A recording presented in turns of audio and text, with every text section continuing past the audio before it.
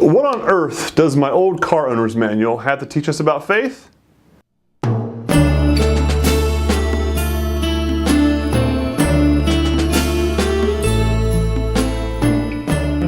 Welcome back to day 4 of One Word at a Time. Today we are continuing our look at some of the individual words found in John chapter 1 verses 1 to 18.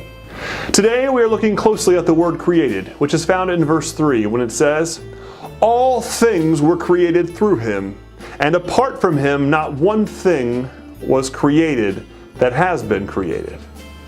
In our passage today, John continues in his straightforward style, leaving nothing up for misinterpretation. He essentially says, Jesus created everything. Paul says it with equal clarity in Colossians when he says this, "For everything was created by him, in heaven and on earth, the visible and the invisible, whether thrones or dominions or rulers or authorities, all things have been created through him and for him." Now, let me unpack a few implications of this. First, this means that the creation of the world was delegated to Jesus. God the Father may have been the architect, but Jesus was the general contractor. This means that not a single thing took place without it first coming across his desk. Jesus was given authority over every square inch of creation, authority which is still his today. Second, Jesus has an intimate knowledge of every detail of creation. As the general contractor, Jesus saw all the moving pieces. Lastly, Jesus has a personal investment in creation, and he most certainly cares about what becomes of it. But why on earth does this matter today? What do we gain from knowing that Jesus is the Creator? Over the last few years, I've had a few small problems with my car. It started when I noticed my tires needed changed. When I went into the store, I must admit that a sense of panic rose as I looked through the stacks of tires. I had no idea what kind I should buy. And I remember calling my dad, certain he could help. His advice? Check the owner's manual.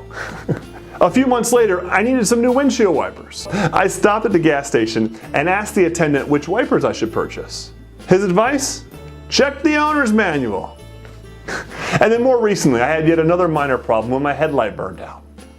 I walked into the auto parts store and asked the serviceman which bulb I needed.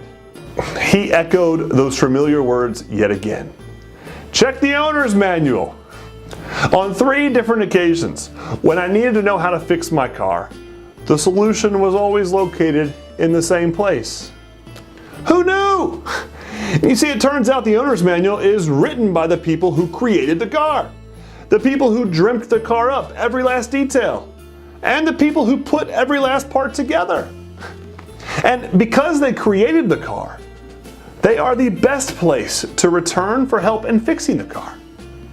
As the creators, they can solve any problem faster than any other source. Now, I don't want to be a Debbie Downer today, but I'm pretty sure we all see the same things when we look around at the world.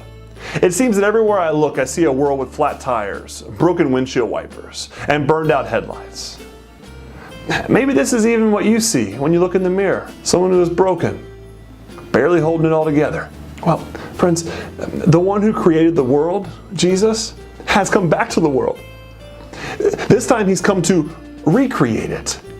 And he's intent on bringing back its original beauty. Jesus didn't come only to save people from hell in the afterlife. He came to save people from hell on earth, now. This is something we're celebrating.